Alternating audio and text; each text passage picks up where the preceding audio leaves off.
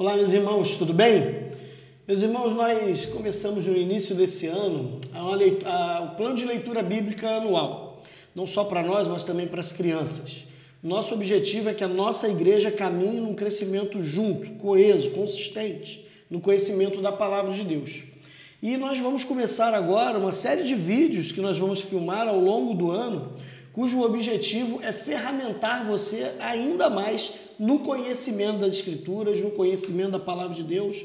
Ao final desse vídeo, lá embaixo vai ter os arquivos para você poder baixar, inclusive, para você fazer o acompanhamento da leitura, se você não conseguiu pegar esse papel fisicamente ou não recebeu ele, pelas mensagens que nós mandamos, vai estar aí.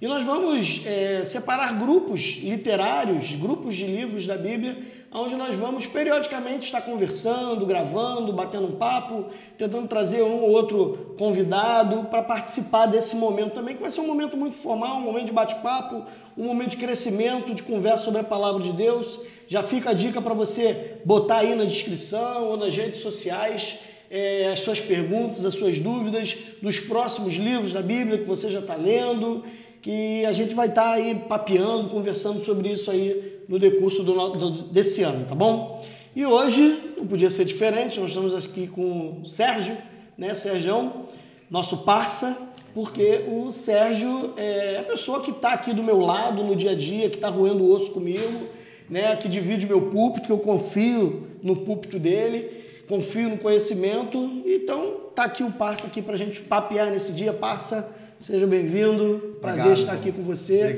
Obrigado aí, pessoal. Eu espero que essa nossa conversa venha edificar aí os santos, e se alguém estiver vendo que ainda não professa fé em Cristo Jesus, que possa ser alcançado com os versículos, as passagens que nós vamos ler aqui, e que a palavra de Deus possa alcançar você também.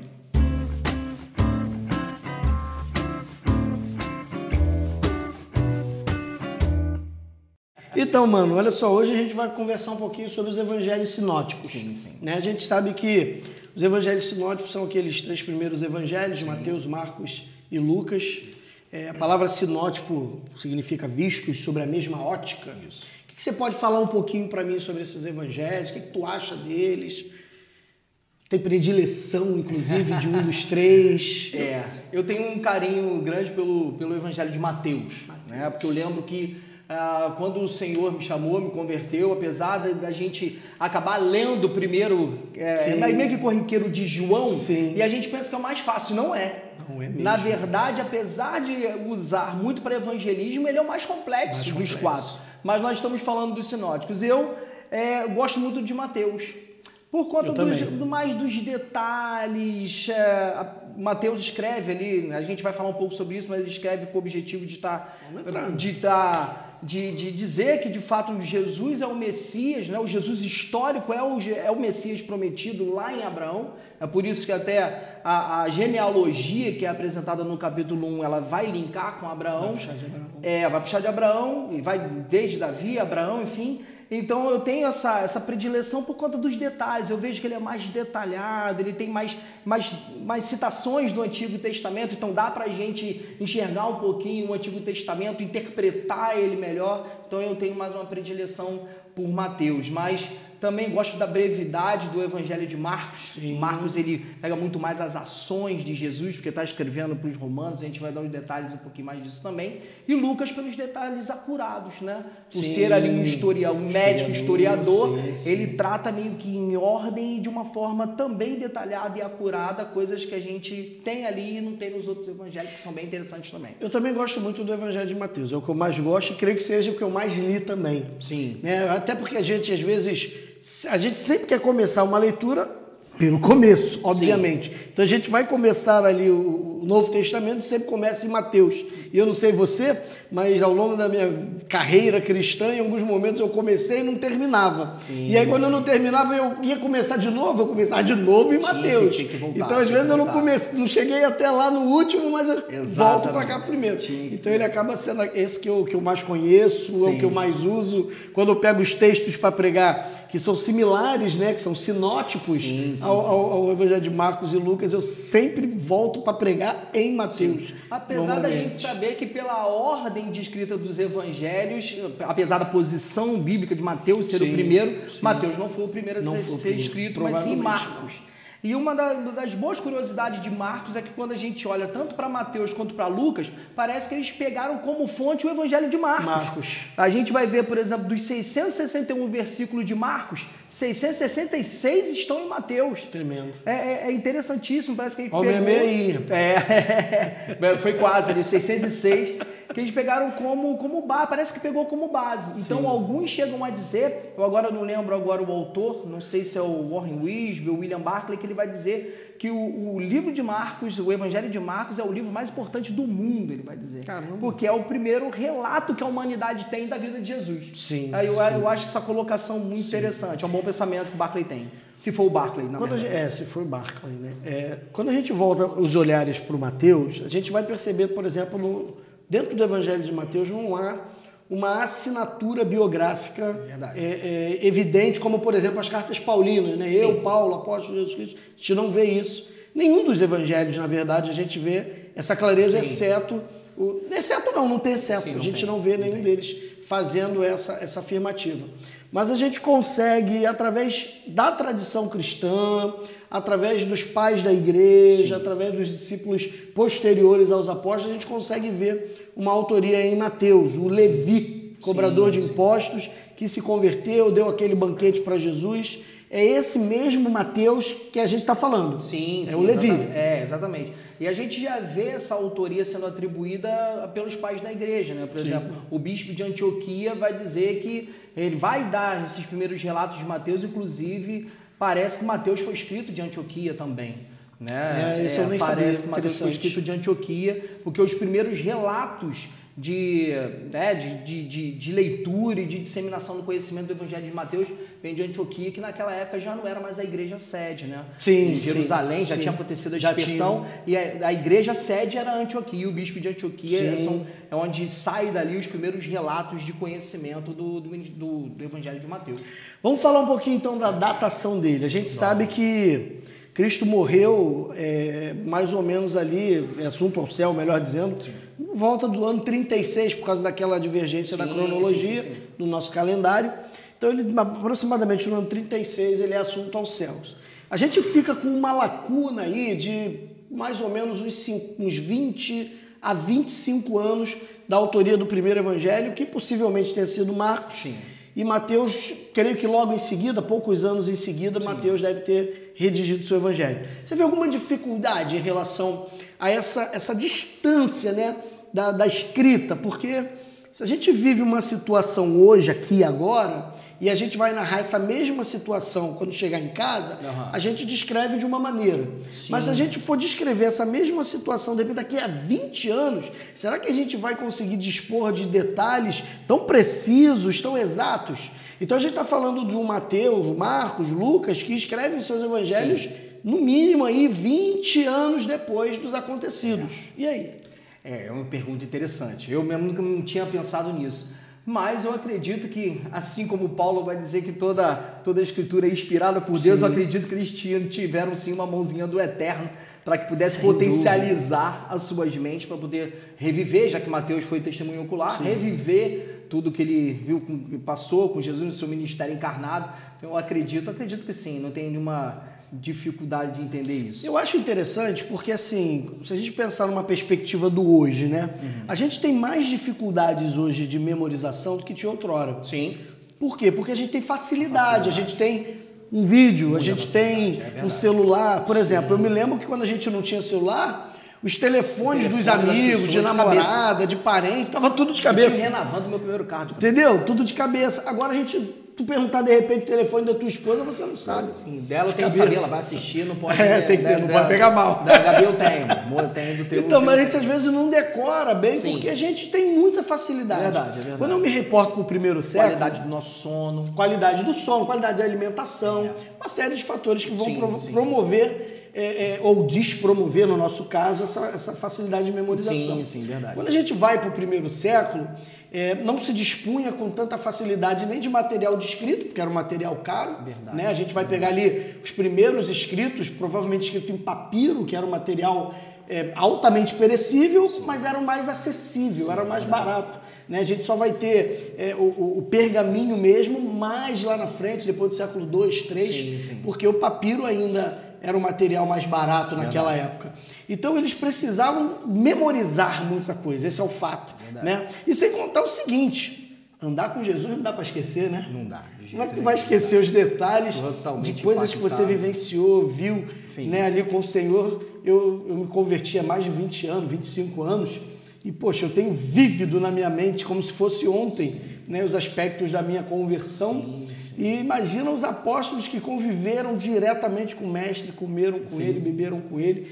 Então, eu acho que a dificuldade cai por terra quando a gente faz esse paralelo contextual do hoje em detrimento daquele período. Sim, acredito dessa forma também. Acredito que Mateus, ao escrever o seu evangelho, e a gente vê que tem principalmente a questão das citações do Antigo Testamento, ele também é um cara que devia ter amadurecido muito mais também, depois da própria ascensão de Jesus, a continuação do seu ministério.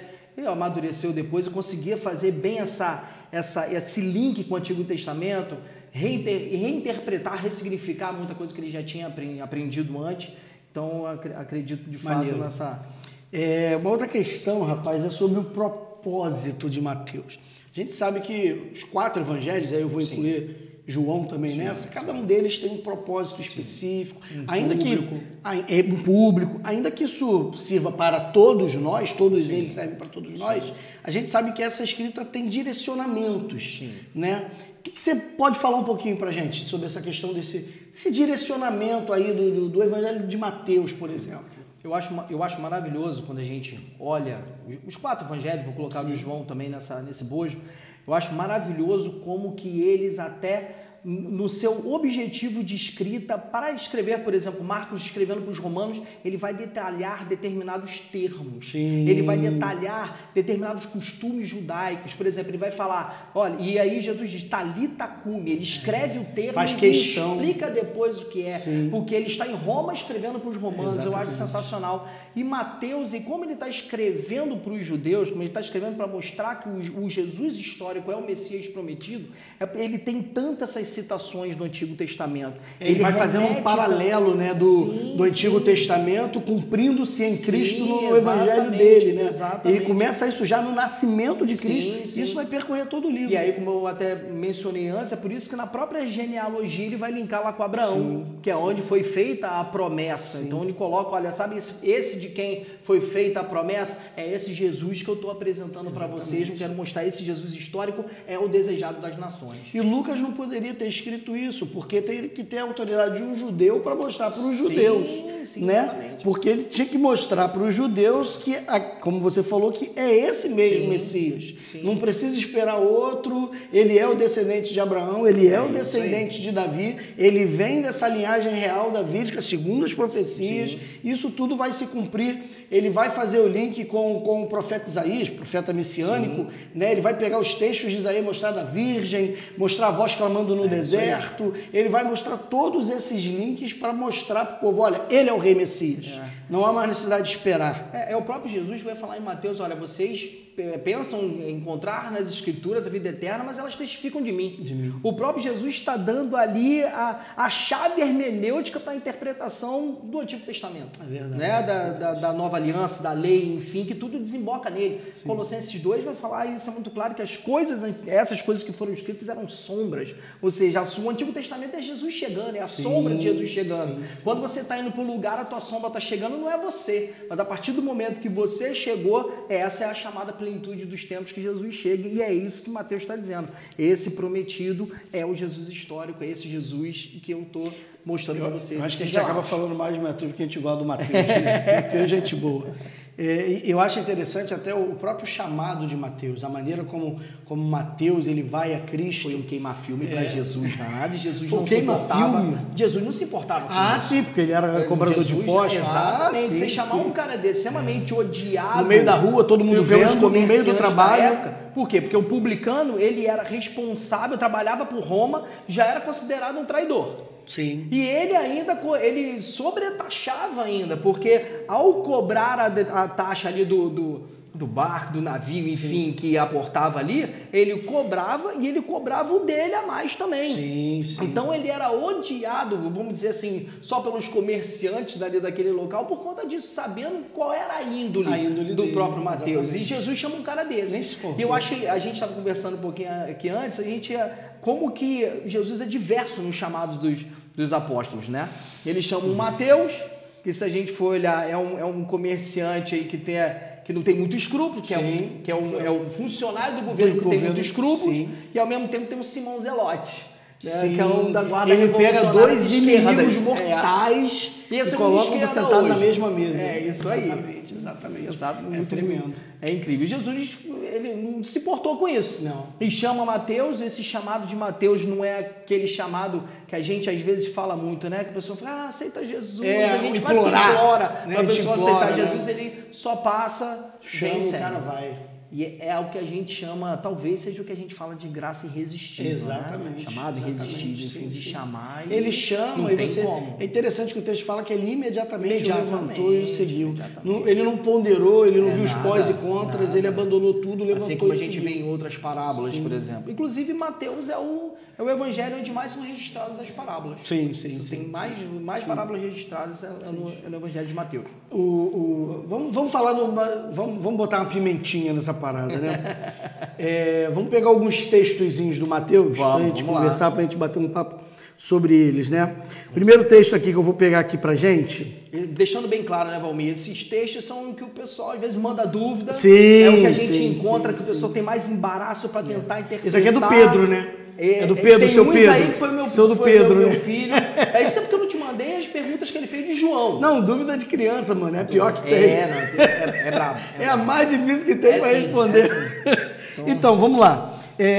A primeira aqui, que é de Mateus 3, né? Mateus 3:11. E eu, em verdade, vos batizo com água para o arrependimento.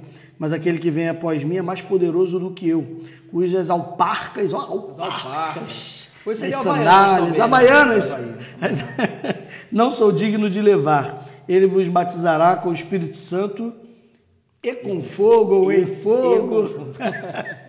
E aí, cara, o que tu acha desse texto? Fala pra mim. Fala o que tu pensa dele. Deixa o povo criticar a gente. Eu posso falar do que tu pensa também? O choro é livre. Pode falar tudão. Então, a gente já bateu um papinho em relação a esse texto. Eu creio mais na vertente que diz que esse batismo com o Espírito Santo e com fogo, ele é análogo. Ele é algo que é conjunto, né? Sim, o batismo do Espírito Santo e com fogo. O fogo seria algo que vem purificar as nossas mazelas depois desse batismo com o Espírito Santo. É algo que venha purificar, é algo que venha nos aperfeiçoar através desse fogo, né? E aí eu vejo que a maioria, principalmente daqueles que eu tenho como fonte, também pensam assim. A gente tem citado o D.A. Carson, o William Barclay, o Warren Wiersbe, o próprio Hernando Dias Lopes, né? Eu creio mais nessa parte análoga, que esse batismo do Espírito Santo com fogo é uma coisa só, praticamente. Sim. Entendeu? Eu estava lendo o Ladd, né? George Ladd, não sei como é que pronuncia bem o nome dele. Ele já vai na outra vertente. Sim, lá do Lange. E eu tava conversando. Orígenes também pensa assim. Quem? Orígenes também pensa assim. Sim. Você vai falar. Eu me amarro no Origem. Ele deu mole lá no final, pisou na jaca, mas eu gosto do Origem. Ele nem foi considerado santo para a Igreja Católica por conta dessa pisada na bola dele. Mas ele é gente boa, gosta do Origem. Vacilou, mas é gente boa. A gente estava conversando antes, né, da gente começar aqui o vídeo e, assim, eu confesso que eu concordo com você, mas ao mesmo tempo o contexto desse texto ele dá uma dualidade de interpretação, né? Ele pode também ter uma nuance de uma perspectiva de que Esse batismo com o Espírito Santo não seria essa evidência, muito menos a que os pentecostais se utilizam, Sim. mas seria uma questão do batismo no sentido do inferno, do fogo do inferno.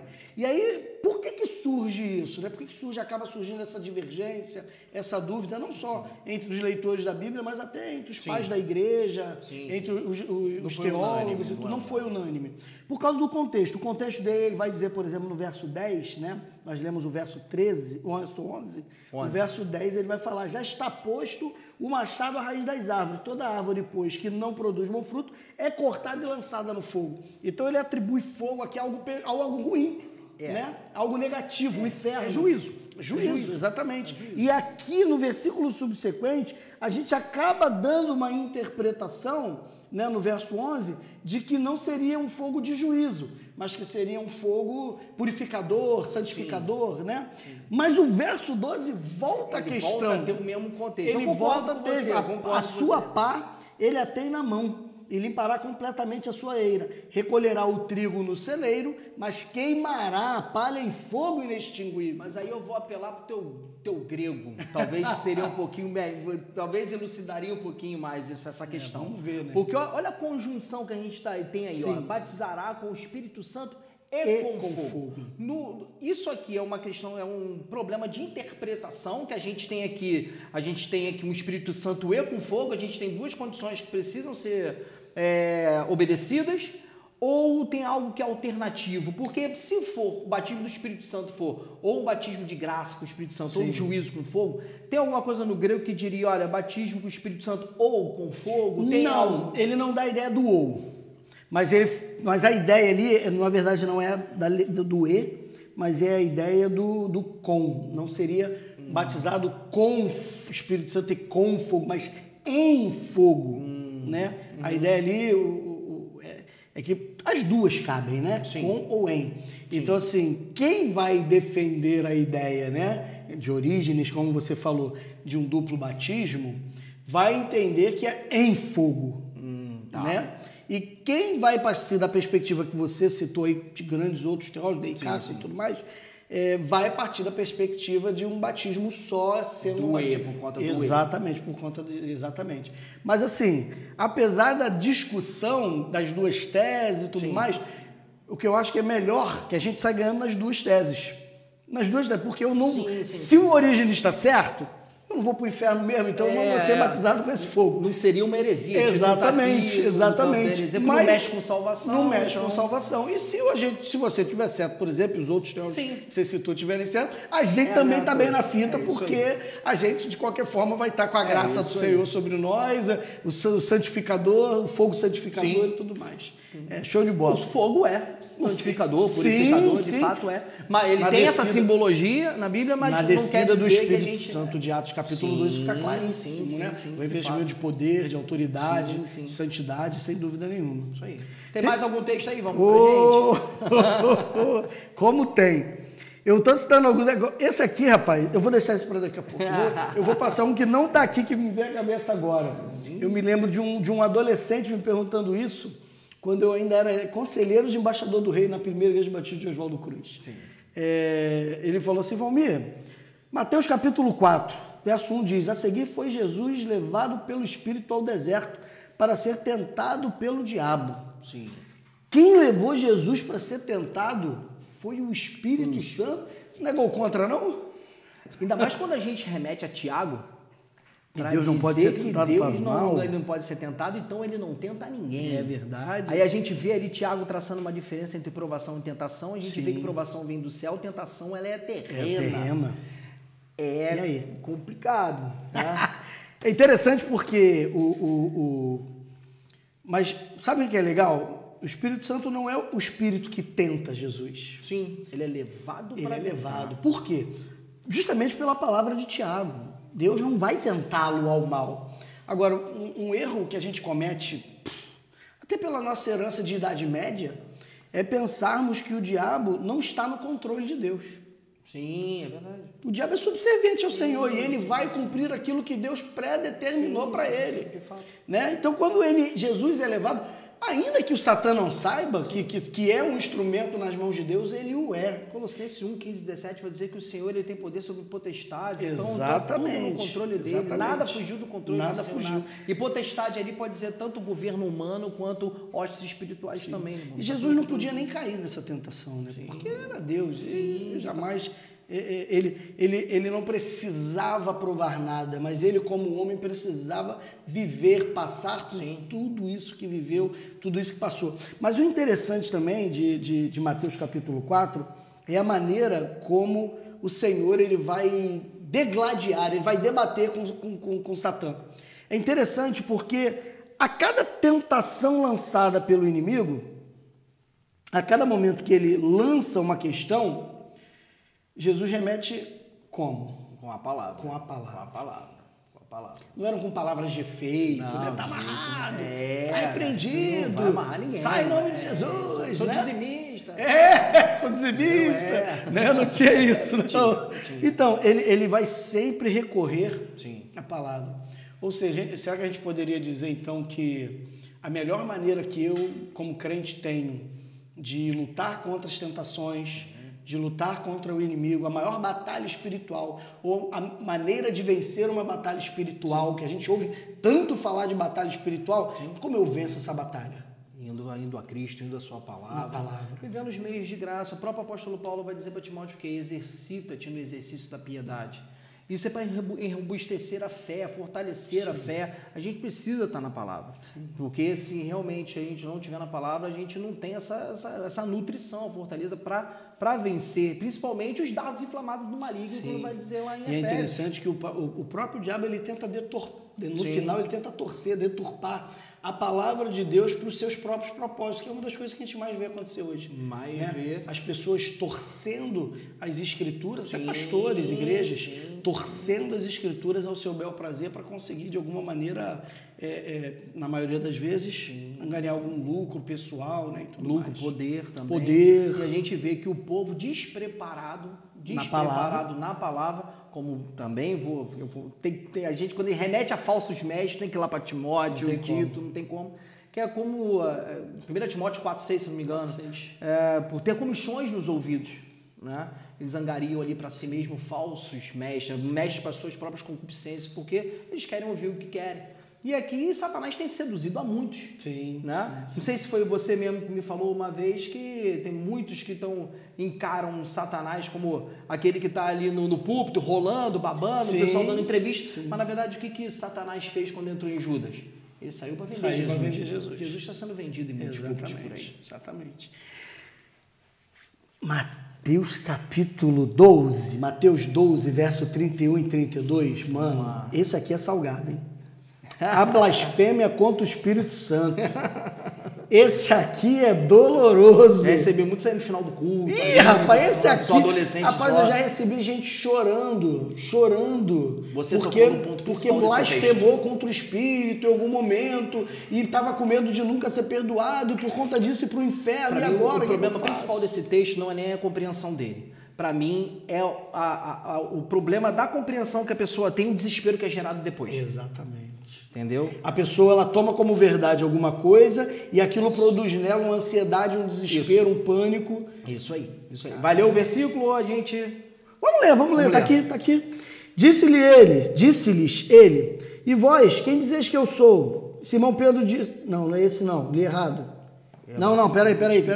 Esse não está escrito aqui não, está descrito aqui não, peraí. Eu te mandei. Mandou? Eu acho que eu apaguei. Vamos lá, 12, 31 e 32. Cadê? Está aqui. Por isso vos declaro, todo pecado e blasfêmia serão perdoados aos homens, mas a blasfêmia contra o Espírito Santo não será perdoada. Se alguém proferir alguma palavra contra o Filho do Homem, ser-lhe-á isso perdoado, mas se alguém falar contra o Espírito Santo, não lhe será isso perdoado, nem neste mundo, nem no porvir. O contexto desse texto é quando Jesus cura, né, aquele cego mudo, né, aquele endemoniado, ele expulsa o demônio, fala, a multidão começa a apertar os fariseus, é ele o filho de Davi? O filho de Davi? Não! Ele expulsa o demônio pelo poder de Beelzebu. Né, o contexto é esse aí, e aí? E aí que quando Jesus recebe isso, né? Ele vai falar sobre esses 2 versículos que a gente está falando. E ele vai dizer, olha, eu declaro que todo pecado vai ser perdoado, só que a blasfêmia contra o Espírito Santo não vai ser perdoado. Ou seja, tem essa primeira forma de enxergar esse versículo. Mais literal. Exatamente, mais literal, que é atribuir a Satanás algum ato de Deus. Eu atribuo, isso me causa até um certo temor. Mais direto ao Espírito Santo, né? Porque ele fala que quanto o Filho até perdoa. Então, é atribuir a Satanás alguma ação do Espírito Santo, isso até suscita em nós um pouquinho de temor. Sim, né? dá um medo danado. Exatamente. E a outro modo também de interpretar essa passagem é o seguinte: Jesus é a personificação do perdão de Deus. Amém. Então, ao rejeitar esse perdão proposto em Cristo Jesus de forma consciente, você está blasfemando contra o Espírito Santo. De forma consciente, você está rejeitando a proposta do Deus ofendido a nós ofensores. Sim. Então, nós também estamos nos insurgindo contra o Espírito Santo, blasfemando contra o Espírito Santo, e isso não tem perdão. E, de fato, todos que rejeitarem a Cristo já estão condenados, como o próprio Deus amou muito de tal maneira de Deus sofrendo para todo aquele que nele crê. Nele crê. Né? Quando eu não creio, eu pereço.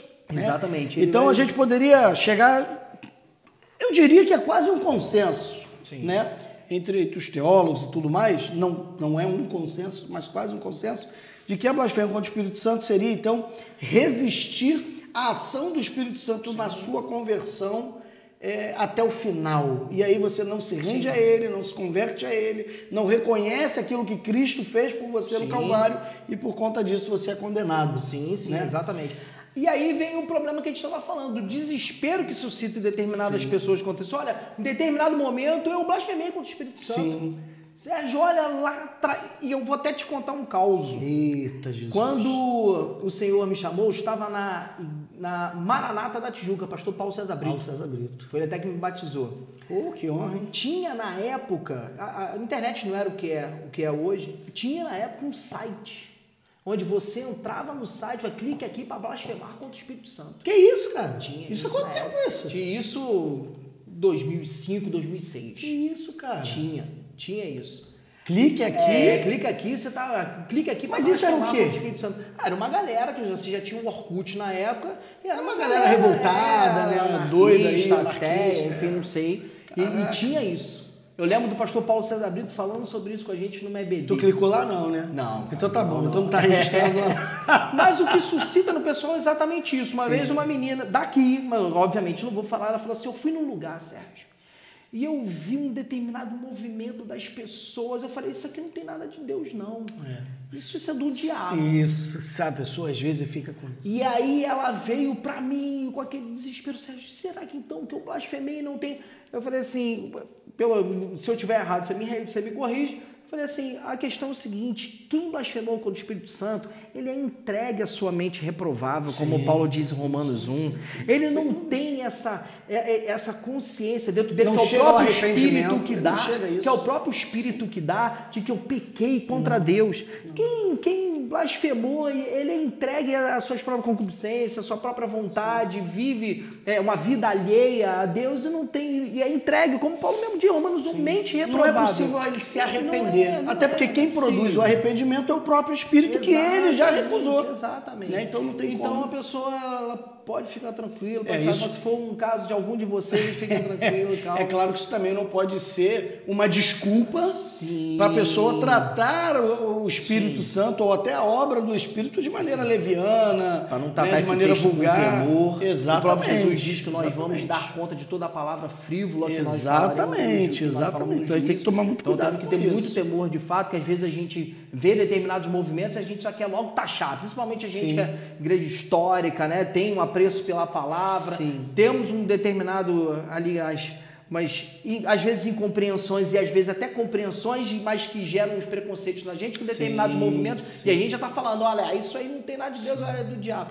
A gente não pode falar isso é com muito temor que a gente tem que encarar. Tem que tomar muito cuidado, muito cuidado, realmente. Tem um outro texto aqui, Sérgio, também que a gente pegou, né, que a gente recebeu de alguns. E outra vez vos digo que é mais fácil passar um camelo pelo fundo de uma agulha do que entrar um rico no reino de Deus. Está falando ali, né, de Mateus capítulo 16, a partir Sim. do verso 15, quando tem aquela questão do jovem rico, né? Sim. Aí vem o jovem rico, Jesus... Eu entendo que Jesus faz o mesmo chamado que fez a Mateus, inclusive. Sim. Mateus aceita, levanta e sai e segue Jesus imediatamente. O jovem rico vai para o outro lado, não aceita. Engraçado que a gente não vê Jesus indo atrás dele para negociar, né? Não tem. Jesus não vai A lá. gente é que faz Jovem rico, vem cá, peraí, olha só, vamos fazer o seguinte, não vende tudo então, não, dá só um terço do que tu tem, só para não ficar mal, e aí tu vem e me segue. gente é que Não faz precisa isso. seguir a vida toda não, só um pedacinho, não, ele não faz isso. Nada, ele não Jesus- negocia, né? Não, de jeito nenhum. Ele vai Jesus até o final. fala- E aí ele fala aqui, né, dessa questão do camelo passar pelo fundo de uma agulha. Tu já pesquisou, já leu alguma coisa sobre o fundo da agulha? Pesquisei um pouquinho. Muitos dizem que era um local, né? Sim. O camelo era o animal de transporte Isso. maior que tinha naquele tempo, Sim. né? Então o camelo, ainda mais com as bagagens que Isso. vinha, né? Que a pessoa estava ali carregar as cargas, enfim. Parece que para passar era um determinado local que era como se fosse uma alfândega. Me corrija se eu estiver errado. Que aí o camelo parece que tinha que se abaixar para passar, tirar as cargas, enfim. Porém, eu já vi também que como Jesus está falando de uma prática impossibilidade de um rico deste jeito entrar na eternidade, ele está falando de fato de um camelo, um animal, e de fato ele está falando de uma agulha. De uma agulhazinha. Que era o maior animal e o menor orifício. Menor orifício. Então, como ele está falando dessa impossibilidade, não tinha esse negócio de, era um local. Mas você Então, frisou uma coisa interessante. Aquele tipo de rico.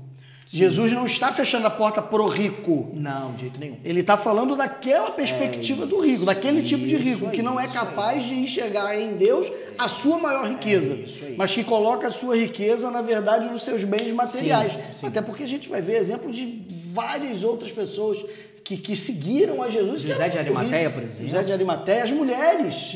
Né? Sustentavam Susana, o mulher ministério de de custo. Jesus. Exatamente. A gente vai ver aquelas mulheres bem abastadas que sustentavam o ministério de Jesus, e a gente tem que entender que sustentar o ministério de Jesus não era sustentar Jesus, era sustentar Jesus e aquele que com ele estava. isso aí. Então eram mulheres bem abastadas, né? Sim. Então o reino não está fechado aos ricos. De jeito nenhum. O reino não pertence só aos pobres, aos marginalizados. Isso desbanca, inclusive, muito da teologia da libertação. Sim. Né? Que a teologia da libertação vai dizer que Jesus veio para os marginalizados, para os pobres, para os oprimidos, né? E os ricos ficariam de fora porque já gozaram nessa vida das benéficas dela, das coisas que ela tem a oferecer. Exato. Por isso que a gente tem até umas ressalvas com a teologia também da missão integral. Sim. Que quase que transforma a igreja numa ONG. A missão principal da igreja não é sustentar pobre. Não é. O Pobres sempre estarão convosco. Exatamente. Moisés já dizia isso, Jesus repete. Exatamente. Você vê, por exemplo, em Marcos 3, quando os apóstolos mesmo vão dizer, olha, Jesus, a multidão está lá fora. Ele falou assim, não importa eu pregar o evangelho. Então a primeira missão de Jesus sempre foi pregar o evangelho. Então, e a igreja também. E creiam no evangelho que o reino de Deus está próximo. E é a igreja também. A igreja também deve seguir isso. Nós somos o Atos 29, né? É isso aí. Então a gente segue exatamente isso também. A gente não pode deixar essa nossa primeira... É claro que a gente não está dizendo aqui que a igreja não vai ajudar, não vai estender a mão. Pelo contrário, o Tiago vai dizer que a verdadeira religião é não se contaminar do mundo e socorrer os órfãos e as viúvas nas suas necessidades. Exatamente. Então, assim, mas a primeira missão não é essa. Não é. É proclamar o Na evangelho verdade, de eu Jesus. diria até que não é nem uma questão de primeiro ou segundo. Eu diria que a missão do evangelho, a missão da igreja, melhor dizendo, é a exposição e a pregação do evangelho de Cristo. É o chamado de Cristo. Porque a gente confunde às vezes as coisas. Jesus só tinha uma pregação. Arrependei-vos e crede no evangelho, porque o reino de Deus chegou. É isso aí. Essa era a pregação de Jesus. É isso aí. As coisas que Jesus fazia no colorário disso tudo era ensino. Isso. Era detalhar o que é esse reino, Sim. né? Mas a pregação dele era um chamado ao arrependimento e fé, Sim. e a consequência, a resposta do reino, certo? Então, assim, pensando dentro dessa perspectiva, dessa pregação de Jesus, eu poderia dizer, então, que a pregação da igreja é só essa. Sim. É um chamado do mundo ao arrependimento, à fé em Cristo e à exposição e ensino do reino, Isso aí. certo?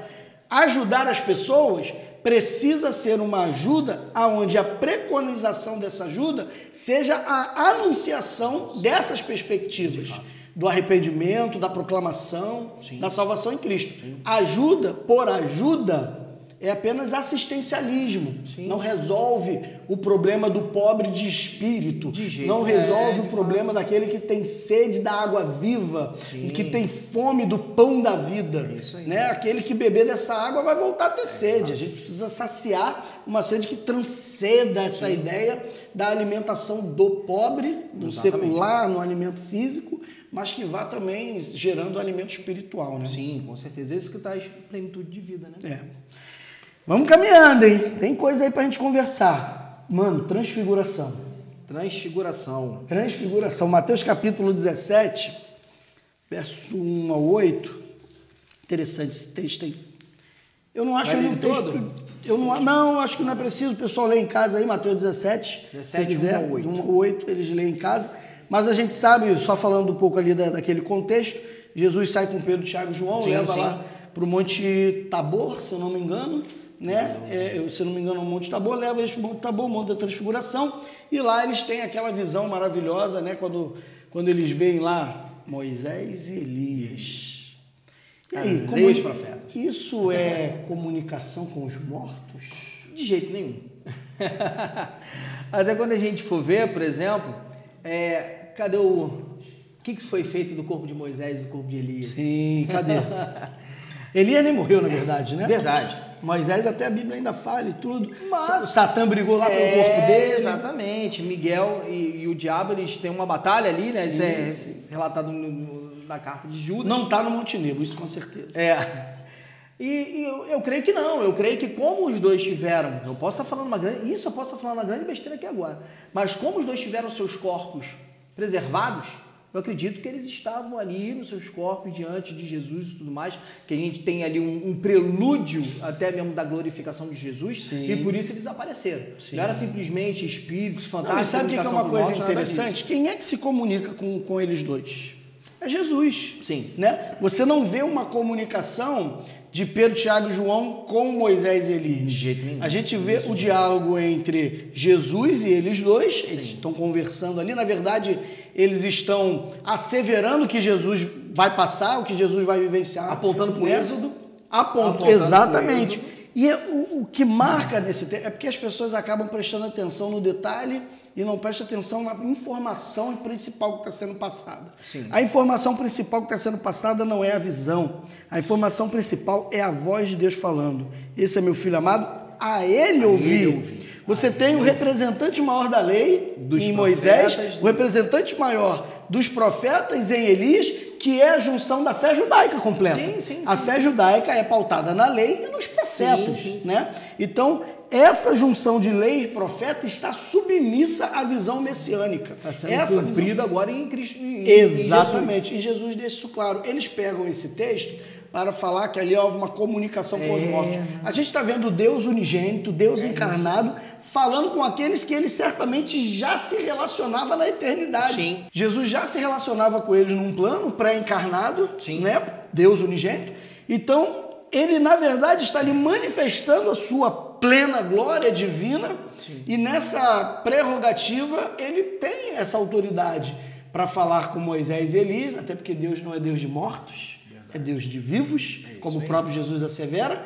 E aí depois Pedro, Tiago e João não vão se dirigir a Moisés, eles vão se dirigir a ele, Jesus. Até mesmo porque eles estavam de sobremaneira com medo. Né? Exato, apavorado. Eu acho que eles eram corajosos, na verdade, porque eles enfrentaram o medo. Se eu sou eu, boto perna para correr. A ponto do impossível do Pedro, falando assim, é bom estar aqui, construir uma tenda. Né? Construir uma tenda, pô, Pedro. Tá mas, de fato, o cerne dessa mensagem é a voz de Deus mesmo falando. Exatamente. Que é a Jesus. Não que agora a gente rechaça o Antigo Testamento. Não. Claro que não. A lei cerimonial cai em Cristo. Sim. Como a gente mesmo diz. Na verdade, ela é cumprida. Exatamente. Na verdade, ela é cumprida em Cristo, né? Porque todos os cerimoniais apontavam para ele. Sim. Hebreus 13 também vai falar sobre isso, que cerimoniais eram sombra. Colossenses 2 também já falei. Inclusive, a carta aos Hebreus ela é um banho disso, né? Ela, na verdade, mostra a superioridade de Jesus sobre os anjos, profetas, sacerdotes, Moisés, tabernáculo, tudo. Foi escrita para isso, para mostrar a supremacia de Jesus sobre isso.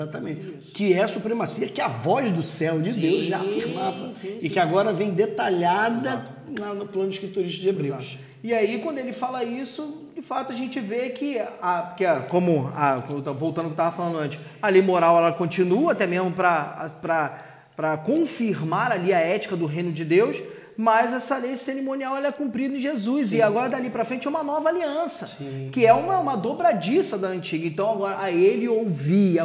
Até mesmo porque... Eu gosto muito de uma frase do Paul Washer que diz que nós temos que achar Jesus em todos os livros do Antigo Testamento. Sim, Lutero, na verdade, dizia isso também. Então, né? O Paul Washer deve estar replicando. Sim. Então, de fato, quando a gente vai olhar, a gente vê os tipos, e até o antítipo de Cristo, que era Adão. Sim. Nós vemos Noé, a gente vê Moisés, nós vemos Davi. Então, tudo isso apontando sombra para todos os livros do Velho Testamento apontam para frente. Exatamente. Aí eles criam no Cristo que haveria de vir, e nós criamos no Cristo que veio. Que é um só. Vamos lá, mais um aqui, Mateus 19, 24. Nada há fora do homem que entrando nele o possa contaminar, mas o que sai dele, isso é o que contamina o homem. Esse texto aqui está nos dando permissão para comer qualquer coisa? Não está não. Será que ele está dizendo não só comer, mas ingerir qualquer coisa? Se a gente colocar... Cigarro, drogas... Sim. Bebidas em excesso, principalmente. Não, esse texto não está dando essa prerrogativa para a gente, não. Tem que torcer muito. Tem que torcer muito. Para poder entender. Até porque o contexto não favorece. De fato. Na verdade, o contexto ele está falando da questão cerimonialística, ritualística também, dos judeus, né? Sim. Fala da questão do lavar a mão. Não lavar a mão como um ato de higiene, mas como um ato de ritual. Sim, simplesmente ritual. Então Jesus está desmistificando isso. Olha, isso que vocês estão colocando, que na verdade nem era algo que vinha da lei de Moisés, era uma tradição a mais, era uma carga a mais. Sim. Então, olha, isso é tradição de homem. Então, não é o que você vai comer, o modo que você vai comer que vai te contaminar, mas sim o que sai. Ele vai dizer, porque é do coração do homem que vem os adultérios, aquelas coisas todas. Então ele está batendo mais uma vez aqui na questão cerimonialística, na questão ritualística, principalmente vindo aqui no contexto são os fariseus falando, né? Vamos fechar Mateus. Dava muita ênfase disso. Os fariseus dão porque toda a lei que eles interpretavam era pautada numa tradição, que é até hoje, na verdade, né? Toda a fé judaica até hoje, ela é toda ela vivida em cima de uma tradição. Sim. O Torá ou o Taná, né, o livro sagrado, o Antigo Testamento judaico, ele na verdade ele é um indicativo, mas o seguir esse indicativo é pautado nos comentaristas rabínicos, sim. Né? No Talmud, nos Midrashes e todos aqueles Guemará e todos aqueles livros que eles possuem dessa tradição oral que vem sendo passada de geração em geração, que é antiguíssimo, que cita Jesus, inclusive, né? Mas que não tem base nas escrituras como nós, evangélicos, digamos, de linha protestante, digamos assim. Né? Há controvérsias, mas vamos colocar dessa maneira, esse assunto para outro dia. Nós temos para nós o sola escritura. Eu não quero e não preciso de outras fontes para a matéria de fé. Eu posso viver, é claro, uma tradição, isso é bom, é salutar, não é ruim, desde que essa tradição não conflite com a plenitude das escrituras. E o problema dos fariseus, a questão deles extremada por conta daquilo que eles viveram de uma influência helênica. Eles eram separatistas dessa forma, né? Então, por esse receio... A palavra fariseu quer dizer isso, né? Então, separados. Então, se eles tinham esse receio, acho que receio é até muito brando, é um eufemismo aqui, mas acho que eles tinham essa ojeriza mesmo, dessa influência toda grega que vinha desde lá de trás, de Filipe, depois do Alexandre, o Grande, enfim. Eles queriam tanto preservar o judaísmo daquela forma... Ético Epifânio. Que tentou empurrar goela abaixo o helenismo para os judeus. Que ele foi quem... Sacrificou um porco no templo. Não é blasfemando que fala. Heresia? Não, o que ele... No templo, como é que fala? Profanou o templo com o sacrifício de um suíno no templo. Sim, no altar do Senhor. Que Judas Macabeus e sua família Meu Deus! livraram disso, né? A tradição diz que os sacerdotes se mataram quando viram aquilo. Sim. Foi um desespero na época. Então, quando você vê toda essa ameaça helênica, antes mesmo dos Macabeus, que depois só foi terminar isso em Pompeu, né? Com o domínio romano, que a gente vê até quase o século IV, né? Enfim... Mas você vê esse receio, esse medo, essa ojeriza da tradição helênica de influenciar o judaísmo, que eles colocam uma carga em cima do povo tremenda. A ponto de julgar essas questões, a ponto de potencializar o sábado, enfim. Sim. E por aí. Vamos para o último ponto de Mateus? Vamos lá. Mateus 28, 19, 20. 28, 19, o grande 20. chamado da igreja, portanto, ide.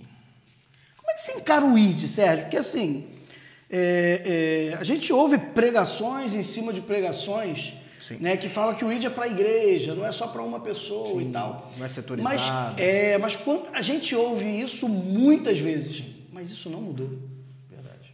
A igreja continua, e quando a gente fala igreja, é claro, não é o prédio, né, não é a estrutura física, a gente está falando das pessoas.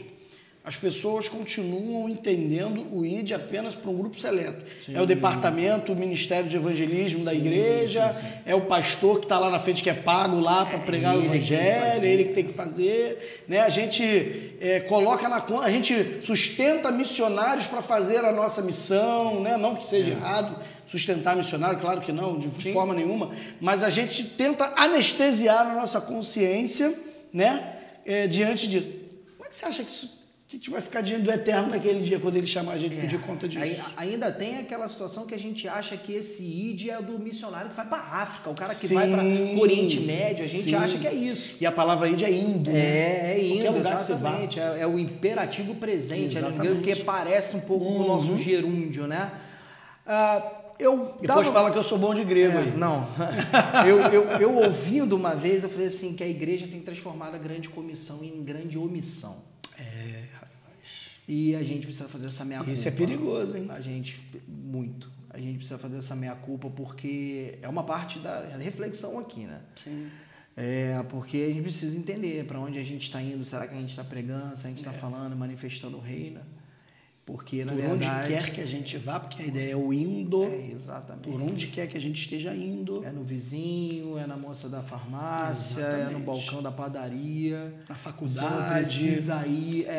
Tem seu preço, mas o próprio Paulo disse, aquele que quiser viver piamente com Cristo, padecerá perseguição. Exatamente. Jesus deixou claro, carregar a cruz. Que a gente acha que o Mateus 24, a gente não falou muito do seu sermão escatológico, Marcos 13. Eu não fugi dele não, tá? Não fugi dele não.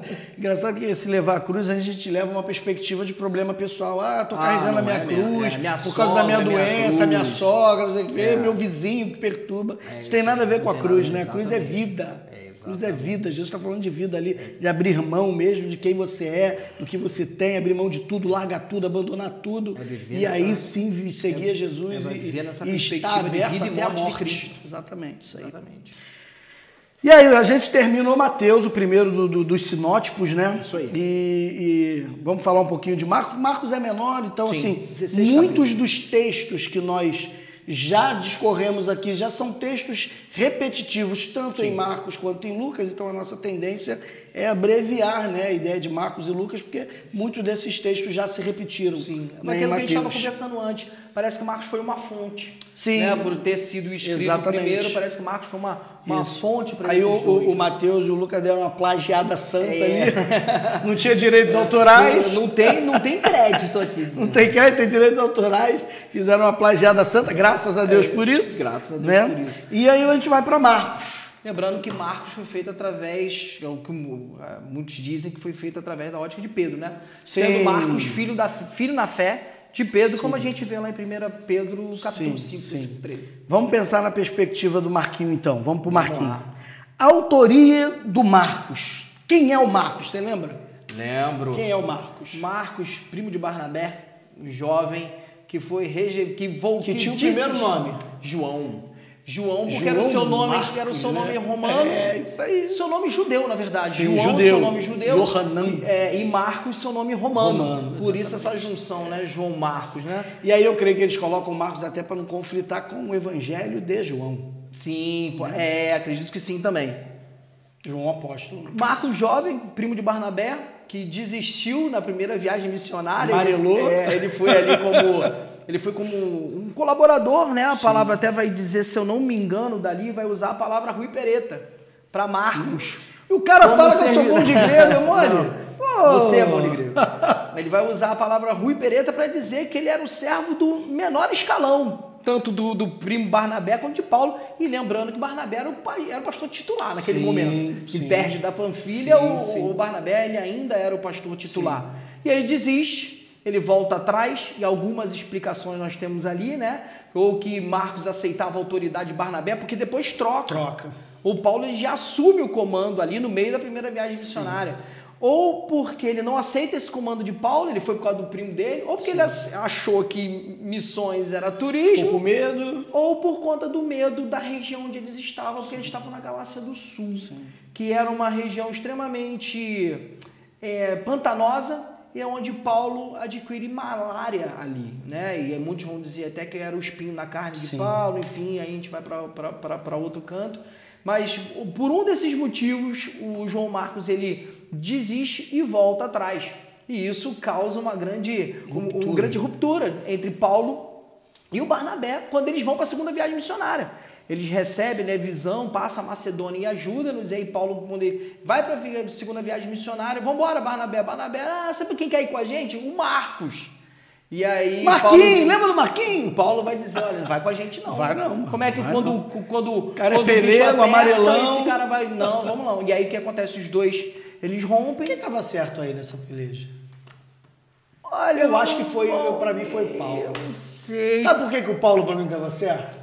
Porque depois, lá no finalzinho da carta dele para Timóteo, se eu não me engano... Tu já tá dando spoiler já. Tô dando spoiler lá da frente. De segunda, Timóteo? De segunda, acho que eu não me lembro agora exatamente onde ele fala, mas ele fala para trazer os pergaminhos, os livros, e trazer Marcos, porque ele é muito útil. Muito me é útil no ministério. E ele fala para ir antes do inverno. Exatamente, para levar capa. E é exatamente por quê? Porque o inverno naquele momento ali ele era muito rigoroso. Parava as navegações, parava tudo. Então, se Marcos não fosse naquele momento, não precisava ir mais. Porque o Paulo já teria sido decapitado. Mas o João Marcos, ele volta ainda para ser colaborador de Paulo na primeira prisão. A gente vê isso em Colossenses 4. Colossenses 4 menciona o João Marcos. Ele está também como colaborador de Paulo na primeira prisão. É esse mesmo Marcos que a gente vai ver o tempo inteiro, que é o autor do Evangelho. Que é o autor do Evangelho de Marcos. E agora tem uma questão aí. O Marcos andou com Jesus? Ele era testemunha ocular? Tem uma divergência aí, né? Tem uma divergência. Alguns vão dizer que ele foi uma testemunha ocular. Alguns vão dizer até que aquele jovem nu que corre lá, né? Que o próprio Evangelho... Na verdade, só o Evangelho de Marcos fala que um discípulo envolto num lençol o seguia de longe. Quando tentaram segurar ele corre sem o lençol, pelado. Alguns vão dizer, inclusive, que era o João Marcos. Isso. É uma tradição só, mas é difícil de provar, é difícil de aceitar. Não, pelo contrário, é pouco aceita até. Né? Ele é pouco aceita. Na verdade, se era João Marcos ali, ele foi uma testemunha ocular.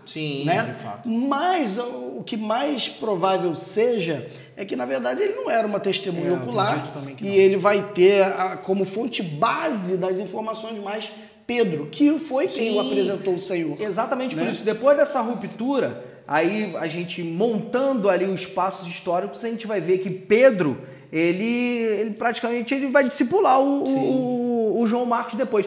E o mais interessante, Valmir, Pedro frequentava a igreja que era da mãe de João Marcos. Isso aí eu já Maria, não sabia, mãe de João Marcos, ela é a hospitaleira da igreja de quando Pedro... ele é liberto da prisão, ele chega na igreja, chega na casa de quem? De João Marcos, porque a igreja se reunia na casa da Maria. É verdade. Aquela igreja batista, né, que tinha lá.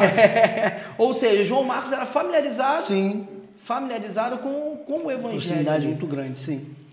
E Pedro vai dizer que ele é filho na fé, ou seja, na verdade ele foi convertido por Pedro depois. Ou seja, ele não era alguém convertido naquele momento que ele foi para a primeira viagem missionária. Era um menino, com certeza era um menino. E a data? A gente falou lá no início, né, quando a gente começou a conversar, que foi Marcos provavelmente o primeiro evangelho, né, a ter sido escrito.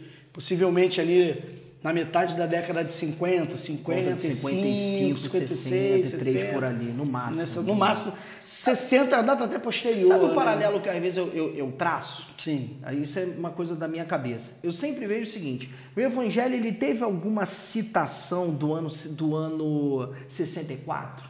Não, Não tem. não tem. O que aconteceu em 64? Foi o incêndio Sim, em Roma. incêndio em Depois, em 66, o cerco a Jerusalém. Em 70, a destruição. Não falam nada sobre isso. Não falam nada. Então, Não falaria? Falaria. Então, assim, dali para baixo. Eu sempre traço mais ou menos isso. Eu também tenho como base justamente isso, principalmente para Lucas, né? Porque Lucas está escrevendo para um romano. É isso aí. Lucas pro grego. Para o grego, perdão. Marcos é que é pro Marcos que é para o romano. E ele está escrevendo ali e fica muito evidente que, cara, não teria como não fazer uma citação como essa escrevendo para aquele tipo de público. Sim. Né? Não teria como. Sim. Vamos para o texto, vamos para os propósitos do Marcos. A gente já viu lá que o objetivo de Mateus era mostrar para o seu povo a linhagem messiânica de Jesus, mostrar que ele é o rei Messias prometido, né? E qual seria o objetivo, o propósito do João Marcos quando escreve esse evangelho? O propósito de João Marcos foi escrever para os romanos, para mostrar que Jesus, sendo o servo perfeito, tinha todo o poder. Sim. Por quê? Era Porque o servo dos servos.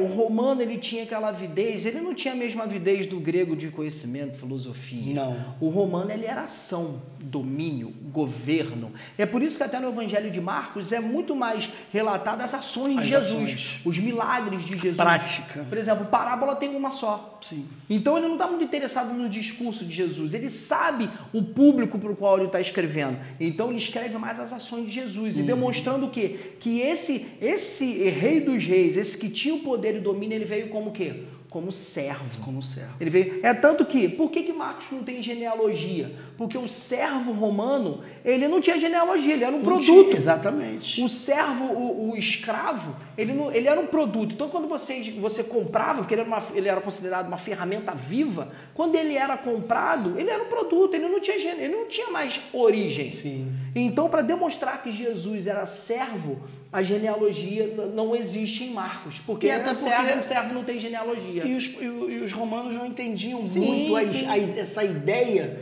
judaica, né, de vir um cara lá do passado, descendente de Davi, pensamento dos tempos. Eles não tinham esse pensamento de continuidade, de descendência, que o judeu tanto se apega, até o dia de hoje, inclusive, né? Os judeus até hoje sabem, por exemplo, a linhagem sacerdotal, né, dos levitas, eles têm esse conhecimento, né? E também, e aí há uma divergência entre os próprios judeus, se há esse conhecimento da tribo de Judá também. Alguns vão dizer que existe, outros vão dizer que não existe, porque para a manifestação do Messias eles precisam saber, como eles não acreditam ainda que Jesus é o Messias, né? Eles precisam saber, então, essa linhagem, para eles poderem receber esse pseudo-Messias futurístico. Mas aí, o romano ele não tinha essa perspectiva, então não há uma necessidade de você tratar fulano nasceu de Beltrano, que para nós, inclusive, é até tanto quanto entediante, às vezes, ficar lendo, né? Fulano nasceu de Beltrano, que nasceu de Ciclano. Confessemos. É difícil demais, é entediante. Quando tu pega ali números, ali uma série de quase 10 capítulos só falando de genealogia, é difícil, a gente sabe disso, né? Porque isso para nós não é tão relevante. Número em cima dessa genealogia. Rapaz, eu já vi uma pregação, né, do pastor Álvaro Trindade, já está com o Senhor, em genealogia, que foi uma das melhores pregações que eu vi na minha vida. Monstro. Mas o cara era monstro, né? Eu não cheguei nesse patamar, não. ele é de outro patamar, não tem jeito, não. Não se menospreza. Mas assim, então, mas essa genealogia para o judeu era muito importante, para o romano, para o grego. Isso não tinha relevância, não tinha importância. E o objetivo principal dele ali é mostrar realmente essa servidão de Cristo, né? Mostrar para ele, inclusive, que como rei, ele ainda assim é servo, né? Que está aqui, que quanto mais alto é o escalão, mais alto é a servidão, né? Isso daí é o objetivo, que entra em contraste com a nossa cultura hoje, né? De acreditar que as nossas hierarquias fazem de nós maiores e, consequentemente, as pessoas precisam vir até nós para que nos sirvam. Exato. Quando é justamente o contrário. À medida que você vai galgando algum tipo de hierarquia ou de crescimento, isso vai te colocar cada vez mais numa condição de servir o outro, de servir o próximo, que é o que o Evangelho de Marcos quer mostrar aqui. Enquanto o nosso Senhor lavou os pés. Né? Exatamente. E era uma prática do Rui Beretta. Do Rui Beretta. Era uma prática do escravo mais baixo, né? O escravo quase, né? Vamos dizer assim. Por isso que o pai do filho pródigo botou um sapato nele. Porque ele poderia ser visto como um escravo. Exatamente. Marcos 1,15 vai dizer: o tempo está cumprido, o reino de Deus está próximo. Arrependei-vos e crede no Evangelho. Essa é a suma da igreja? O que a igreja precisa fazer além disso? Sim, essa foi a essência da mensagem de Jesus, porque o Marcos ele também retrata Jesus como pregador, né? Não só a ação de Jesus, não era só o milagre, não era só os exorcismos, mas também a pregação do Evangelho. Então Jesus ele vem e fala a essência da mensagem do Evangelho: o tempo está cumprido, o reino de Deus está próximo, arrependei-vos e crede no Evangelho. É uma mensagem simples, porém extremamente profunda e objetiva. Sim. Então, e é a essência do que você me perguntou, é a essência da igreja, é pregar a verdade do Evangelho, a denunciação do pecado e dizer que o reino de Deus chegou, o reino de Deus está próximo.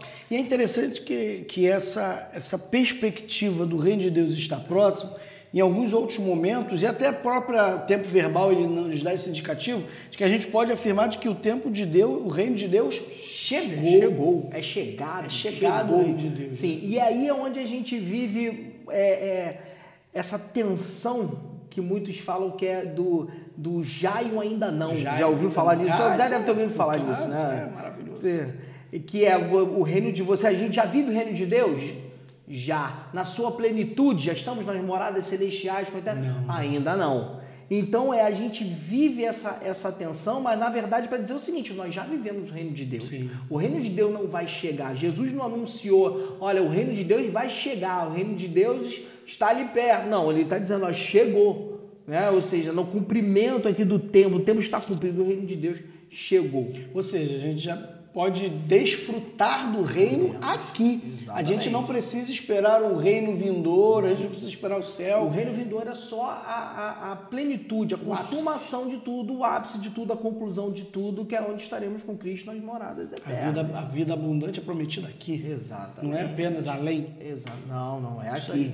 Aqui agora nós já vivemos Cristo, já vivemos o reino de Deus, já podemos nos chegar às regiões celestiais através do nome de Jesus em oração, esse novo e vivo caminho que foi aberto para a gente, já no aqui e no agora. E a gente pode dizer até que quando a gente vive como cristão uma perspectiva, por exemplo, de uma teologia da prosperidade, de um triunfalismo, do vai estar tudo certo, seria inclusive um reducionismo do reino. Com certeza. Né? Porque o reino de Deus é muito maior do que a prosperidade humana, ele é muito maior do que um triunfo humano, né? Essa vida abundante, essa prosperidade que é prometida pelas Escrituras, não é essa prosperidade mundana, né, secular. A ideia da vida abundante está justamente repousando na ideia do reino que chegou, do reino que está entre nós e da vivência do reino como rei, inclusive. Exatamente. Né? A gente vive à mercê desse rei. Exato. Né? Então, é show de bola. Veremos na sua plenitude, na consumação de todas as coisas. Amém.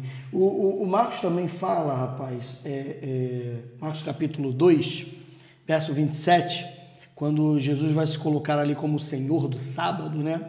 O texto fala, e a gente tem algumas controvérsias sobre isso. E acrescentou: o sábado foi estabelecido por causa do homem, e não o homem por causa do sábado.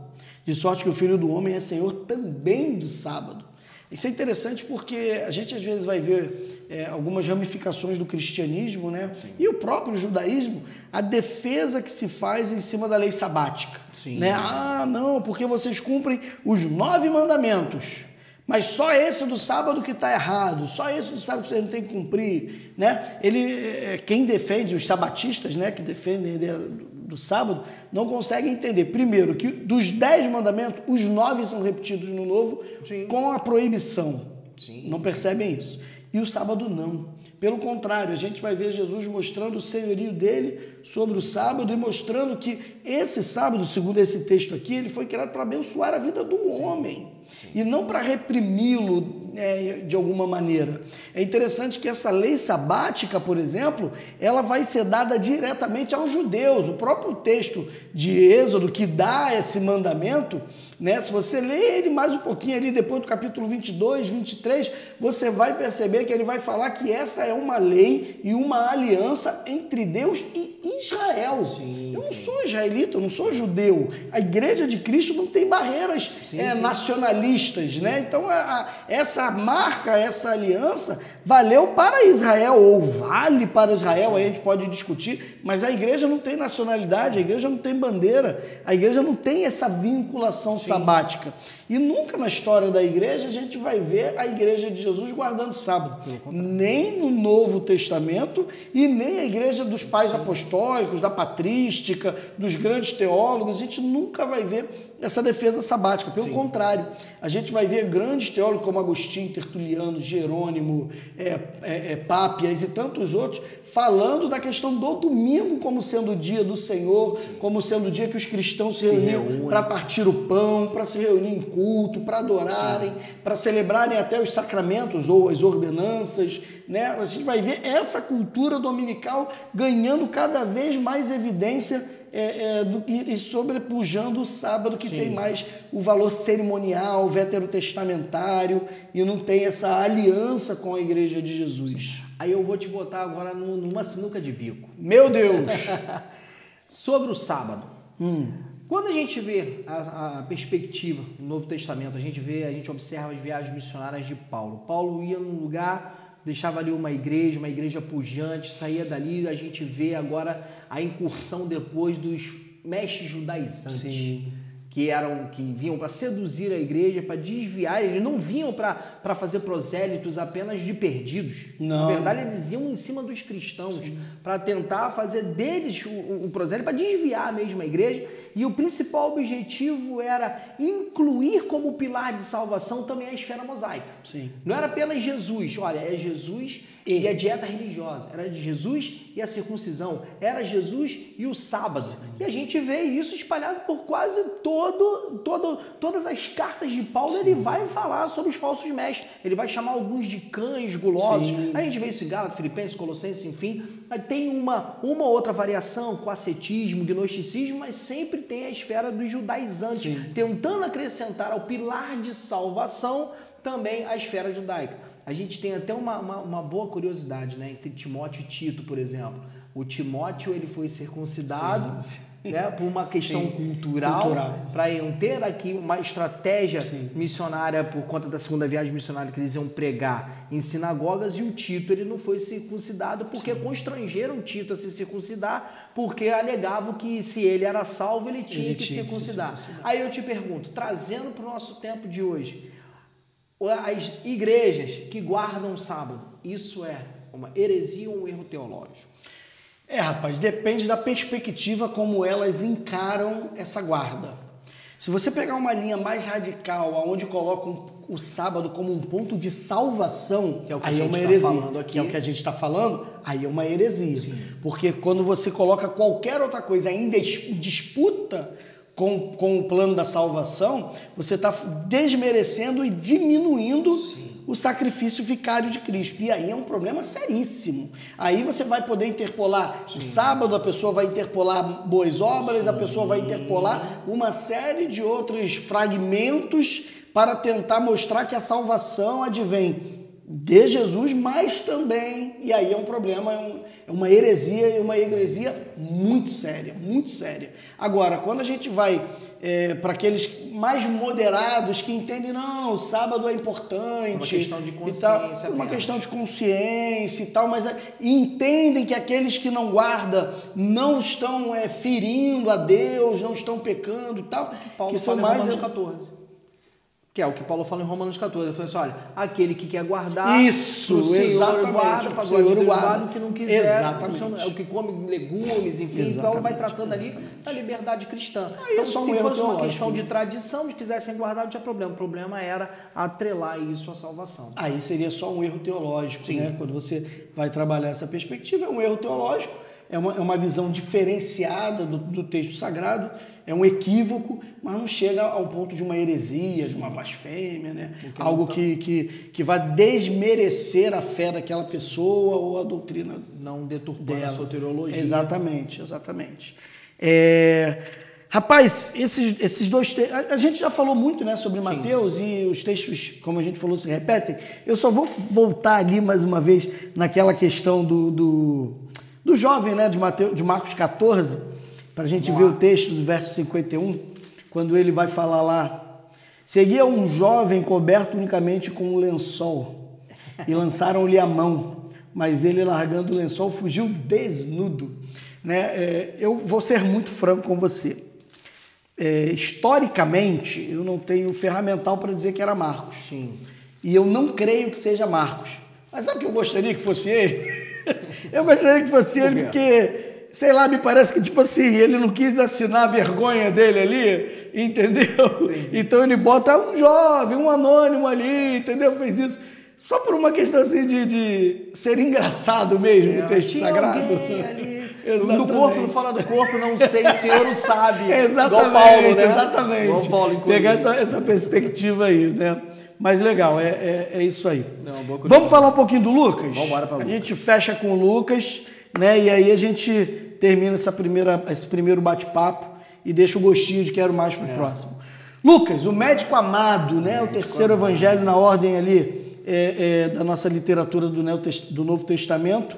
O que você pode falar um pouquinho do Lucas? Para que ele endereçou? Qual o objetivo dele? Como é que está isso aí? Lucas, como você mesmo disse, um médico, né? E fez um papel de historiador. Sim. Ele mesmo vai dizer que ele empreendeu, aqui no verso 1, empreendeu uma narração coordenada dos fatos que entre nós se realizaram, conforme nos transmitiram desde o princípio testemunhas oculares e ministros da palavra. Ou seja, Lucas conversou com testemunhas oculares, com ministros da palavra, ou seja, já eram pregadores, já estavam expandindo ali a igreja. Então, Lucas, ele faz esse relato e nós temos em Lucas talvez o detalhe mais harmonizado, a narração mais harmonizada que a gente tem da vida de Jesus. Sim. Falando um pouco na ordem cronológica, inclusive. Na ordem cronológica, exatamente. E a gente vê Lucas é o escritor também de Atos dos Apóstolos, né? Que é a sequência agora do ministério de Jesus agora na igreja. Nós vemos Lucas tendo seu objetivo escrever para Teófilo, um grego, escrevendo para os gregos. E é por isso, e como o grego ele também tinha aquela avidez agora diferente dos romanos, de filosofia, de conhecimento, e aí vem uma certa perfeição. Sim. Tem a perfeição. Lucas demonstra que Jesus é o homem perfeito. É por isso que na sua genealogia ele linka com Adão. O Adão que caiu, que era perfeito, e agora ele vai linkar com esse Adão para demonstrar que na verdade esse homem perfeito veio agora na plenitude dos tempos, que era esse Jesus. Essa narração ele está querendo demonstrar que Jesus é esse homem perfeito. Mostrando inclusive não só a perfeição em si, mas a sua humanidade, sim, né? Sim, sim. E isso vai combater inclusive alguns heresiarcas, né? Depois no século II, que tentaram de alguma maneira defender a ideia de que Jesus não tinha um corpo físico. O docentismo. O docentismo, por exemplo, né? Que vai dizer que ele não tinha um corpo físico, era uma coisa meio fantasmagórica, né? Ele recebeu depois do batismo. Isso. Uma espécie de... ora ele tinha o poder de Deus, ora ele tinha um corpo de homem. Era quase uma bipolaridade, né? Que Jesus vivia ali naquele momento. Porque, na verdade, o objetivo de mostrar essa genealogia de Adão é para mostrar que, de fato, ele veio como homem também, né? Exatamente. Plenamente homem, assim como plenamente divino, como plenamente Deus. E o Lucas é interessante porque ele vai falar que ele empreendeu, né? Como você falou aqui, muita coisa. Sim. Esses que ele vai citar aqui, eu diria até que ele pode estar falando, inclusive, de Mateus e de Marcos. Sim, né? sim. Alguns até falam de Pedro também. De Pedro também. É muito possível que ele vá pegar nesse bojo todo esse contexto aí, né? E Lucas também tem umas coisas interessantes, que o Lucas é o único autor não judeu, né? O único autor não judeu das Escrituras. Isso é tremendo, mostrando inclusive aqui a sintonia com o povo gentílico, né? Mostrando que o evangelho não está mais aberto exclusivamente aos judeus, mas o evangelho está aberto a todos, inclusive aos gentios, como nós, por exemplo, né? Que agora somos novo Israel, mas nós que andávamos em tempo que não éramos povo, agora somos povo. Sim. E você falou aí dessa questão do helenismo, né, da perfeição, e é interessante porque o grego do Evangelho de Lucas e o grego do livro de Atos, também escrito por Lucas, é o grego mais correto, mais bonito de de todo o Novo Testamento. Era um médico, né? Era alguém douto. Exatamente, era alguém douto. cara inteligente. E uma das curiosidades sobre o Lucas, né, é que ele como médico e tudo mais, mas ele é participante, colaborador ativo do ministério de Paulo. Paulino, sim. A gente vê quando Lucas ele escreve Atos, ele está escrevendo na terceira pessoa. Depois ele se Ele está inclui, narrando. Depois ele se inclui em Atos 16, ele começa a narrar ali na primeira pessoa, Sim. se incluindo a partir da segunda viagem missionária.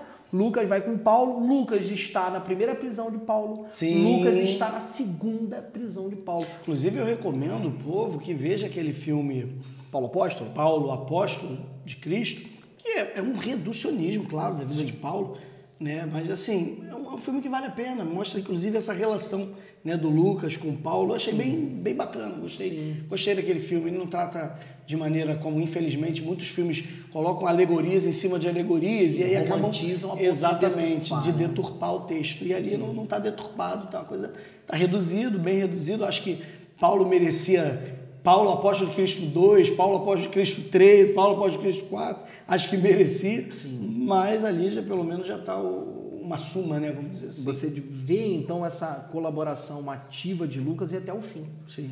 Paulo, ele vai no final da sua segunda carta, quando ele dá ali o testamento, ele vai falando que Demas, por exemplo, amando o presente século, o abandonou. Sim. Quando ele vai na sua última audiência, ninguém foi na defesa dele, mas Marcos estava, mas Lucas estava. Isso não é mais do que curiosidade, bonito, né? É de fato assim, você atestar que o impacto do evangelho na vida de alguém, até mesmo não se acovardando, estando, porque se associar a Paulo naquele momento era pintar um alvo. Sim, já que o movimento político daquele momento tinha mudado. Agora Paulo era um prisioneiro político acusado de dissensão romana e Lucas estava lá. Sim. Lucas estava lá.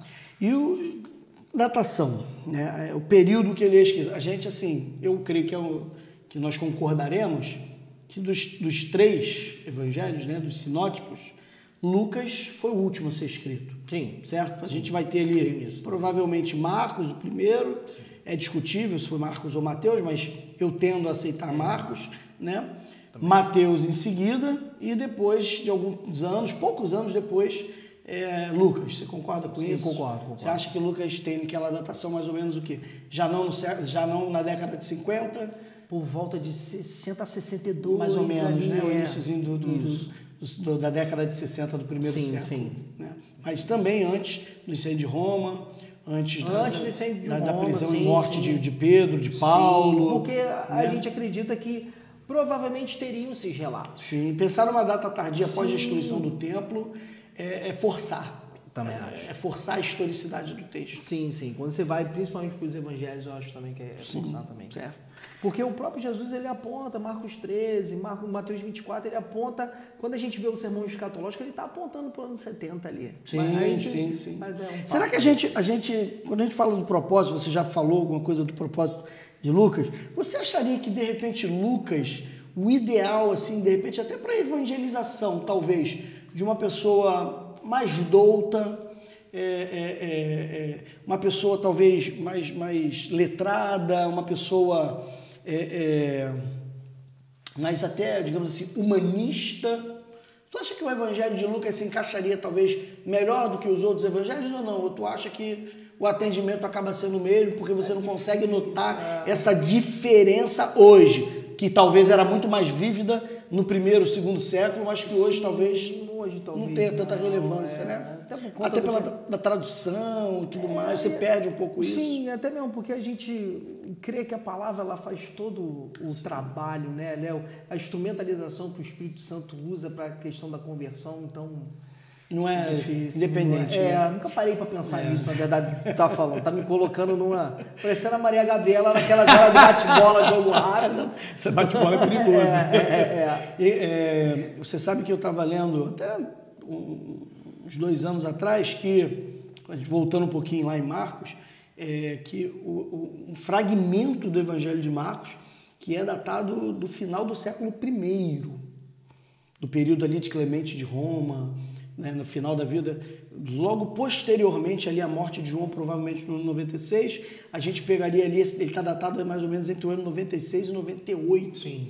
Um fragmento do Evangelho de Marcos. E isso daí, inclusive, foi um achado muito grande, porque a alta crítica, né, eles diziam, inclusive, que os evangelhos, na verdade, só foram forjados no século II e talvez até III, né? E aí isso desbancou completamente quando pegaram esse fragmento, um pedaço de pergaminho desse tamanho, acho que não era nem pergaminho, acho que era papiro ainda, né? Um pedaço pequeno, interessante. Mas só tive de curiosidade. Vamos para o texto do Lucas, que não são muitos, né? Porque a gente já discorreu tanto em Mateus e Marcos, que sobrou um pouquinho para o Lucas, né? Mas vamos para a teologia lucana. Lucas 16, né? Eu acho que é 16 ou é 23, 40...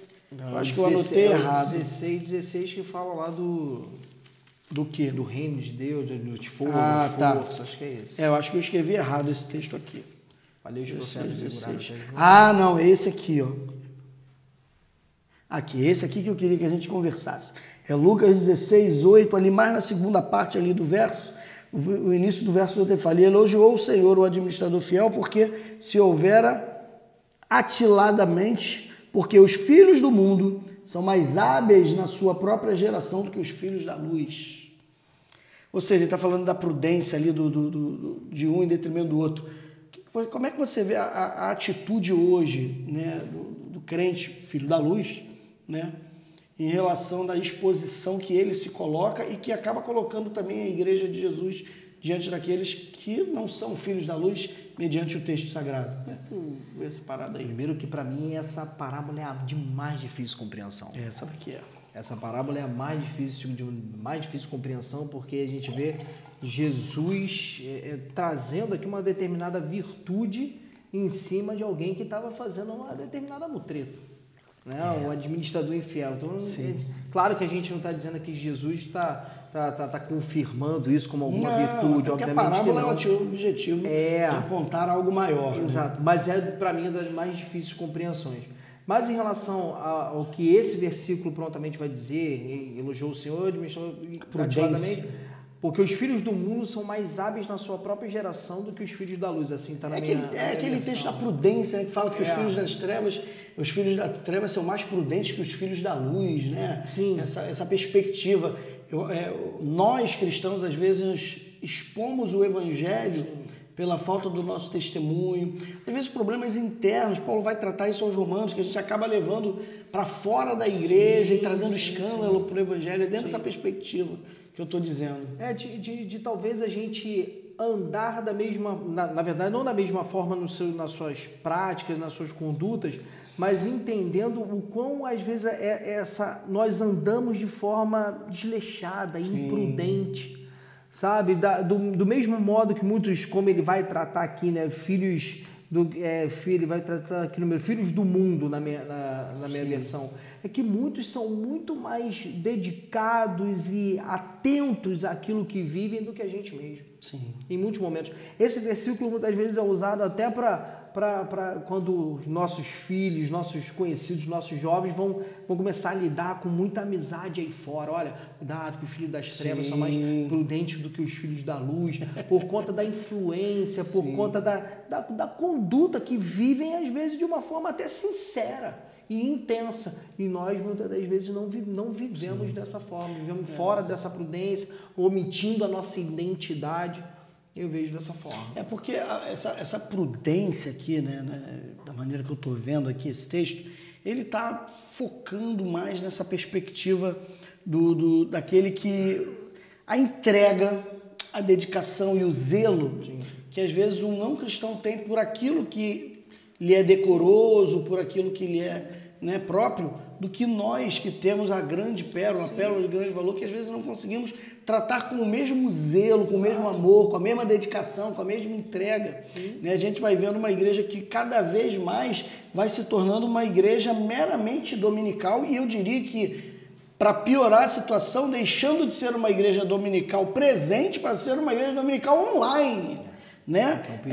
Exatamente, esvaziando a comunhão dos santos, né, para assistir dentro do conforto do seu lar, sem nenhum tipo de comunhão. É o que você até ceando, né? Você vai ver pastores promulgando ceia do Senhor online. Meu Deus do céu! Cadê? Inexistente, sem nenhum teologia precisa ser rasgada, né, diante de uma afirmativa dessa, né? Sim. E foi o que você falou, você usou o verbo assistir. Sim. Porque cultuar online não existe possível. culto online. Não dá. O culto Você é não na presta. sua coletividade. Ali, irmãos adotados como filhos. Na coletividade ali agora celebrando no culto dominical, seja ele na manhã ou à noite, o que o próprio Jesus fez, tanto individualmente por nós como por toda a igreja. Sim. Ele não disse o pão meu de cada dia, ele disse o pão nosso. Ele não vai vir para me salvar, para te salvar, ele vai vir para levar a sua igreja. Então, quando a gente acaba se individualizando no nosso conformismo, na verdade, a gente não está cultuando, a gente está assistindo, somos meros espectadores. Sim. E quem está de fora não pode. Deixa eu pegar pesado aqui, mano. Tu tava terminando aí, mas eu confesso que tava fomentando aqui já na minha cabeça, quando Jesus vai para a cruz, né? E ele tá lá com aqueles dois, assim como ele, moribundos, e ele fala para um deles que hoje mesmo estaria com ele no reino. Sim. Sérgio, fala para mim o seguinte, olha só, disse-lhe Jesus, em verdade te digo que hoje estarás comigo no paraíso. Hoje é hoje? Bom, eu acredito que esse hoje... Ou ele tá dormindo? Eu acredito... Não, dormindo não tá. Dormindo não tá. Doutrina do sono da alma, né? Não. Dormindo não tá, mas eu acredito que seria logo após ele aparecesse. Sim. Estaria com Cristo no paraíso imediatamente. Isso. É uma promessa. E olha que incrível, né? Isso dá uma pregação. Só essa passagem. É um homem que não merecia, que não fez obras, mas reconheceu o senhorio de Jesus naquele momento. Reconheceu a divindade de Jesus, de que ele poderia perdoar pecados. Então, de fato, sim, hoje, naquele momento, assim que aquele homem tivesse ali o seu espírito já retirado, a morte o tivesse chegado, ele estaria com Cristo, sim, no paraíso. A gente vai ter... no estado intermediário. A gente vai ter a Bíblia dos Testemunhos de Jeová, né? A nova tradução do Novo Mundo, como eles chamam, e até um expoente teólogo adventista, né, que eles dizem que esse texto, na verdade, ele foi mal traduzido. Né? Eles falam assim, na verdade, o que o texto está dizendo não é e disse-lhe Jesus, em verdade te digo que hoje estarás comigo no paraíso. Mas dizem que e disse-lhe Jesus, em verdade te digo hoje, estarás comigo no paraíso. Só que isso fere todo o contexto das palavras de Jesus. Total. Porque Jesus, todos os momentos que vai usar a expressão, que é uma expressão que nós usamos todo dia sem saber, em verdade, nada mais é do que amém, no grego, né? Sim. Então ele está falando ali, na verdade, amém. E ele vai repetir isso várias vezes, mas sempre com a mesma perspectiva. Em verdade vos digo. Em verdade vos digo. Ele nunca coloca o tempo ali, hoje, o momento, só nesse. Muito estranho, seria né? Uma redundância desnecessária de contextualizar. Exatamente, totalmente. Então, assim, na verdade, a ideia de Jesus era mostrar para as pessoas o seguinte, a salvação é hoje, não é amanhã, não é futura. O Abraão, o Isaac e Jacó não estão dormindo num túmulo. O Moisés e o Elias, como a gente já falou aqui, já se mostraram, né, como vívidos no reino. Então, na verdade, eu entendo que aquele rapaz cortou a fita do paraíso ali, né, adentrou ali o lar celestial.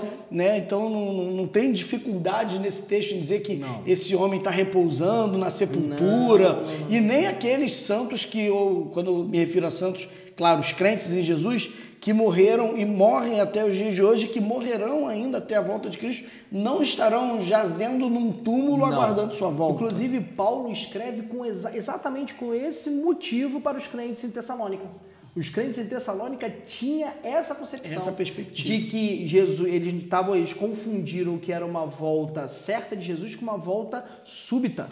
E aí eles disseram o seguinte, olha, Jesus não voltou essa semana, os que morreram perderam a esperança. Então Paulo vai até começar ali, no capítulo 4, por volta de 17, 18, a dizer, olha, acerca dos que dormem, eu não quero que vocês sejam ignorantes. E ele vai usar esse que dormem, que na verdade não é que dormem, na verdade é que já estão com Cristo nas moradas celestiais. E aí eu até brinquei com você, disse que o estado intermediário, né? Até brinquei contigo, porque eles estão nas moradas celestiais com Cristo. Na sua segunda vinda, Cristo virá primeiro com esses que estão com ele, nas moradas celestiais. Nós, se estivermos vivos, receberemos nosso corpo glorificado, os encontraremos nos ares, e aí haverá um cortejo, deve ser algo maravilhoso, cortejo eterno, sabe que todo olho verá. Tu sabe que eu oro para Deus me deixar Você ver já a falou sua isso de volta, público, né? já falou de eu oro a público. Deus pedindo aí. Não sei se a Sara é mais ousada. A Sara está orando a Deus pedindo para que ele volte no dia do aniversário dela. Olha o presente que ela quer. Maravilha. E após isso, após o julgamento, né, onde a morte e o inferno são lançados no lago de fogo, virá Jerusalém Celestial. E aí sim nós viremos a plenitude, que são o novos céus e nova terra, né? Mas nós já estaremos, se a gente, por exemplo, parecer agora, nós estaremos com Cristo nas moradas celestiais. E essa é a nossa esperança. Vou pegar um último texto aqui, Sérgio. Lucas 21, 32. Em verdade vos digo que não passará essa geração. Sem que tudo isso aconteça, rapaz. Essa talvez seja mais difícil de hoje. Rapaz, esse aqui eu confesso que esse texto me deu uma dificuldade durante muito tempo. Né? Eu li esse negócio e falava, cara, aqui Jesus errou. Né? Passou, e agora? É porque a gente faz um reducionismo, né? Vamos abrir lá. Lucas 21, 32. Já está aqui já. Em 21, 32? Já. Cadê? 21, 32. Verdade, exatamente. Né? Aqui, a gente precisa entender que o que Jesus quer falar aqui, ele não está falando literalmente daquelas pessoas vivas naquele momento que veriam a sua volta. Ele está falando, é só a gente ler o contexto que a gente vai entender. Ele está falando, inclusive, da sua ressurreição. Que aquela geração que ali estava veria a manifestação da sua ressurreição, que confirmaria quem ele dizia ser. Que Jesus vem mostrando todos os seus sinais, todas as suas maravilhas, os seus milagres, e ele vem asseverando quem ele é, ele vem mostrando quem ele é. As pessoas ainda continuam dúbio, inclusive os apóstolos. E aí ele vai para o verso 32 dizendo assim, olha, essa geração não vai passar sem ver, ou seja, sem ver essa primeira manifestação do reino escatológico que ainda virá. Então Jesus ele vem mostrar para aquelas pessoas, ou responder aquelas pessoas o seguinte, vocês vão confirmar tudo aquilo que eu estou dizendo, porque vocês vão ser testemunhas oculares dessa perspectiva do reino que virá. Mas vocês vão ser os primeiros a verem isso. E aquela geração viu. Isso também não está incluído aqui, a destruição de Jerusalém do ano 70? Porque quando Jesus, por exemplo, vai falar em Mateus 24, Marcos 13, aqui ele está numa parte escatológica. Sim, também, aqui também está. Nessa parte escatológica aqui do Evangelho de Lucas, ele vai falando sobre guerra, rumor de guerra, vai falando sobre... E aí ele vai dizer assim, ó, não vai passar essa geração se antes de acontecer essas coisas. Quando a gente vai olhar, essa geração aqui viu a destruição de Jerusalém. Foi algo terrível. Foi algo que Israel passou, que não passou em nenhum outro momento da história. Talvez nenhuma outra nação passou aquela agonia toda. O cerco ali do Vespasiano, o general Vespasiano, em 66, cercando ali Israel e eles praticamente já morrendo de fome, porque não entrava mais, não tinha mais comércio na cidade. E aí, no ano 70, ele vem e acaba com tudo. Flávio Josefo chega a dizer que muitos, não crendo no que Jesus falou em Marcos 13, se agarravam nas colunas do templo e morriam. E muitos que fugiram para os telhados, muitos que fugiram para... Enfim, esses escaparam dessa destruição toda. Então, Jesus também não está falando sobre isso aqui também, que essa geração não veria. Porque quando Jesus vai falar sobre essas questões escatológicas, parece que é uma cordilheira, parece que ele está pegando lá atrás, ele vai até usar o abominável da desolação no Marcos 13, parece que ele está falando desse episódio, parece que ele está falando do ano 70 e parece que ele está falando do fim de todas as coisas quando ele vier. Ele está fazendo uma perspectiva muito parecida com a construção que João vai fazer em Apocalipse, né? De um momento que João vivia naquele momento, né? Quando ele fala ali da manifestação da besta, né? Que é o caso do anticristo, falso profeta, que a gente sabe que ele está falando de Roma, o imperador romano e tudo mais, mas também está falando de um escatológico futuro, também está falando de algo que vai acontecer. A minha perspectiva desse texto é exatamente essa. Eu entendo que Jesus está falando de algo imediato, sim, naquele momento, né, que era da manifestação do reino através da sua ressurreição, mas ele também está fazendo um apontamento para aquilo que vai acontecer com Jerusalém. Inclusive, essa devastação ela é tão terrível, e eu diria que mais terrível do que o exílio babilônico, mais terrível do que a escravidão egípcia. Eles viveram, exatamente, muitos viveram bem. Exatamente. Eu diria que mais terrível por quê? Porque Israel só volta a ser nação em 1948. Caramba, a gente está falando aí de quase 2.000 anos de inexistência do Estado de Israel. Né? Então, assim, e aí a gente vai ver, inclusive, esse cumprimento das palavras que o povo meio que se amaldiçoa, que caia sobre nós o sangue desse justo, né? Sobre nós, sobre os nossos filhos, e aí não sei se tem alguma ligação com isso. Diante de Pôncio Pilatos. Né? Exatamente, mas aí eles acabam atribuindo, alguns atribuem essa palavra, todo esse sofrimento que eles acabaram vivendo. Mas eu entendo que esse texto ele é um direcionamento daquele momento para a ressurreição de Jesus, né, apontando o reino escatológico que viria, mas também é um apontamento sim para tudo que vai acontecer. Ele vai falar que não vai ficar pedra sobre pedra, né, ele vai mostrar toda aquela mortandade, destruição que aconteceria com Israel, e isso ele já começa a falar, na verdade, até, eu diria que até antes do sermão profético, quando ele fala: Jerusalém, Jerusalém, eu queria botar vocês aqui debaixo das minhas asas, como a galinha faz com os seus pintinhos e tal. E eu penso que Jesus já estava lamentando e sentindo a dor daquilo que... vós mesmo, exatamente, daquilo que direcionando as mulheres. Que iria acontecer. Eu acho que é isso, rapaz. Eu acho que a gente conseguiu cumprir alguma coisa do nosso propósito, né? Os textos aí dos textos complicados, mais densos, né? Dos livros, dos 3 primeiros evangelhos, dos sinóticos. E depois agora a gente vai partir ali para o Evangelho de João e para Atos. Eu creio que nossa próxima bate-papo, né, deve ser ali sobre Atos dos Apóstolos, sobre João. A gente vai conversar sobre esses 2 livros e talvez tenhamos, quem sabe, até um convidado aqui para bater um papo. Legal. Nós 3 aqui conversando. Muito bom. Gente, é isso, né?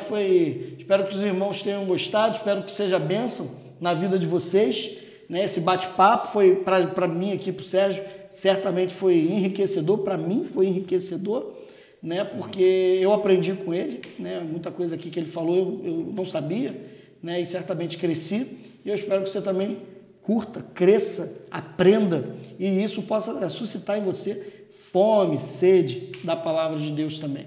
Então mande sua pergunta aí, né, nos comentários do YouTube, pelo Facebook da igreja, pelo Instagram, não importa. Mande seus comentários, mande suas perguntas, mande suas dúvidas, principalmente referente ao Evangelho de João, referente ao livro de Atos, que o nosso foco vai ser o Evangelho de João e o livro de Atos dos Apóstolos, tá bom? E aí no nosso próximo bate-papo você certamente será respondido, tá bom? O Sérgio vai dar aqui um tchauzinho também para vocês, tá bom? E um beijo grande, Deus abençoe em nome de Jesus.